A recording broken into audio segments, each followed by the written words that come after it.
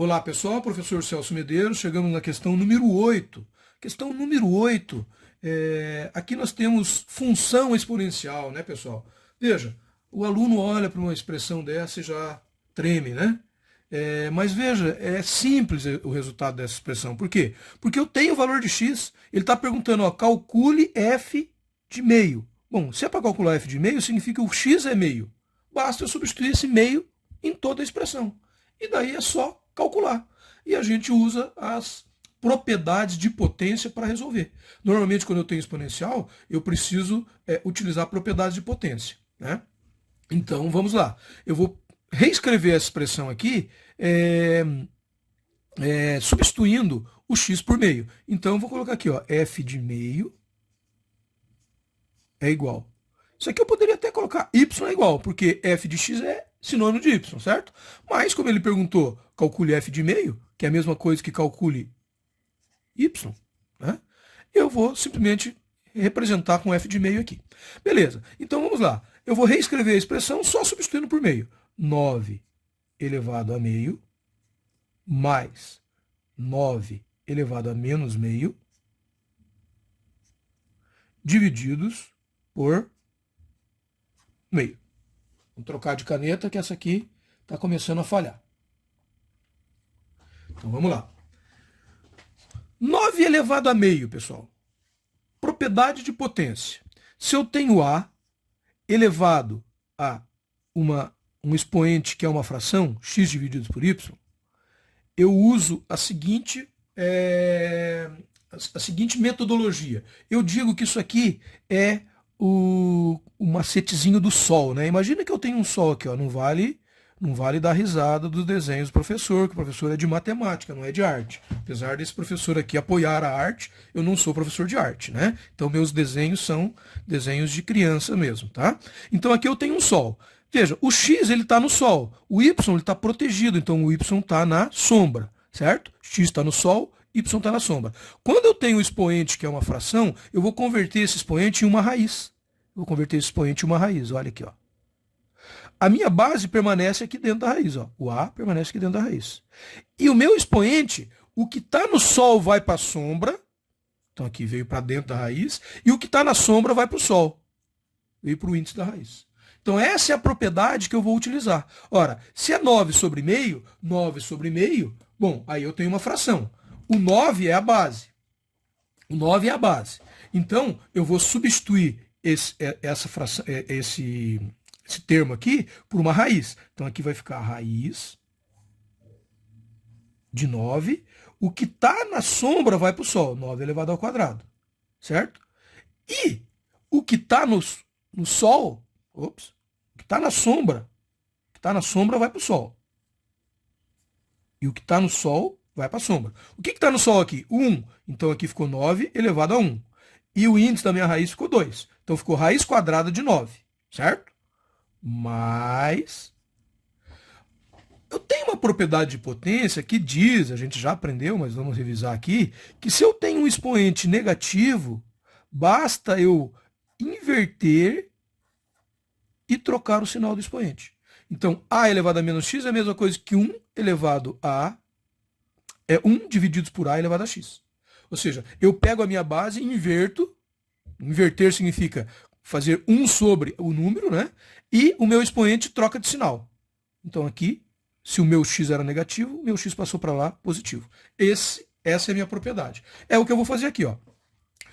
9 elevado a menos meio é a mesma coisa que 1 divididos por 9 elevado a meio. Mas 9 elevado a meio eu já sei que é raiz quadrada de 9. Ó, raiz quadrada de 9 é 9 elevado a meio. Então ficou raiz quadrada de 9 mais 1 sobre raiz quadrada de 9. Tudo isso divididos por meio. Eu tenho um macete na matemática, pessoal, que permite que quando eu divido uma fração, eu faço uma divisão de uma fração, basta eu pegar essa fração, inverter e multiplicar pela fração. Então, eu escrever isso aqui assim é a mesma coisa que eu escrever assim, ó. Raiz quadrada de 9 mais 1 divididos por raiz quadrada de 9. Tudo isso aqui multiplicados por 2 divididos por 1. Eu peguei essa fração aqui, inverti, e ao invés de dividir, eu multipliquei. Foi o que eu fiz, ó. Inverti e passei multiplicando. Eu tinha uma expressão, a parte de cima, dividido por uma fração. Eu inverti e daí eu multiplico essa inversão pela parte de cima. E assim eu fico com essa expressão aqui. Beleza, agora é só eu continuar calculando isso aqui, né? Bom, raiz de 9. Raiz de 9 a gente sabe que é 3. Então, se eu continuar essa minha continha aqui, ó, eu vou ter aqui 3 mais 1 divididos por 3, porque a raiz de 9 é 3. Tudo isso multiplicado por 2. Certo? Beleza. Bom, aqui a gente sabe numa expressão, quando eu tenho um parênteses, né, eu faço primeiro a conta que está no parênteses. Então eu vou fazer uma soma de fração. Soma de fração, 3 mais 1/3. 3 mais 1/3. Isso significa que a conta que eu vou fazer é como se fosse assim, é uma soma de frações, né? É como se eu estivesse somando assim, ó, 3 divididos por 1 mais 1 divididos por 3. Tem duas formas de eu fazer isso aqui. Eu posso... Tem mais formas, né?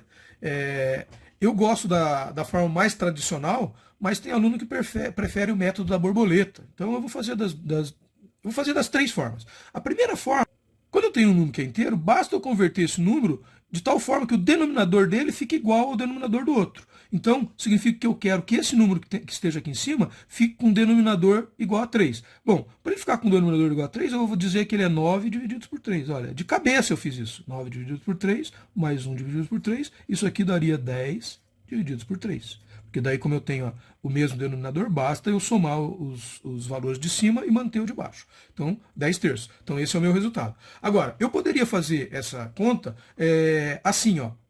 Vou fazer numa outra corzinha aqui, né? Eu vou pegar esse número aqui, ó, multiplicar por esse. 3 vezes 1. Então, deu 3. Eu pego 3 divididos por 1 multiplicados por 3. Então, ó, eu divido por esse e multiplico por esse. 3 divididos por 1 dá 3, vezes 3 dá 9. Daí eu faço a mesma coisa nesse outro termo. 3 divididos por 3 dá 1, vezes 1 dá 1. Mantenho o sinal que tem aqui, se fosse menos seria menos, como é mais ficou mais, e aqui vai ficar 10/3. Olha, repare que o resultado tem que dar o mesmo, né? O resultado, não importa o caminho que a gente vá, o resultado vai ter que dar o mesmo, né? E a outra forma, pessoal, é o que a gente chama de a regra da borboleta, né? Tem aluno que usa esse conceito. Quando é uma fração, a soma de duas frações ou a subtração de duas frações, ela também pode ser utilizada. Então imagina que eu tenho uma borboleta aqui. Já falei que não pode rir dos desenhos do professor, né? A borboleta aqui, o que eu faço? Eu vou pegar o cruzamento, né, que nós fizemos, que dá esse x da borboleta aqui, eu vou multiplicar. Então, 1 vezes 1 dá 1, 3 vezes 3 dá 9. Eu vou pegar esses dois valores e vou utilizar o meu sinal que eu tenho aqui. Se fosse menos, seria menos. Aqui é mais. 9 mais 1, 10, certo? E embaixo eu vou multiplicar. Então aqui vai ficar 9 mais 1, que dá 10, divididos por 1 vezes 3, que dá 3. Vejam, são três formas de fazer a mesma função, a mesma conta, né? Então o resultado final da nossa continha aqui é assim, ó. 10 divididos por 3 vezes 2. Ah, professor, mas não era 2 divididos por 1? Era, mas 2 divididos por 1 não é a mesma coisa que 2? Por isso que aqui eu só escrevi 2. Então aqui eu tenho uma multiplicação, né? Essa multiplicação, como que eu faço uma multiplicação, pessoal? Esse 2 aqui, poderia ser escrito 2 elevado a 1? Então, poderia. 2 dividido por 1? Poderia. E daí, na multiplicação, basta eu multiplicar os termos de cima e os termos de baixo. 10 vezes 2, 20.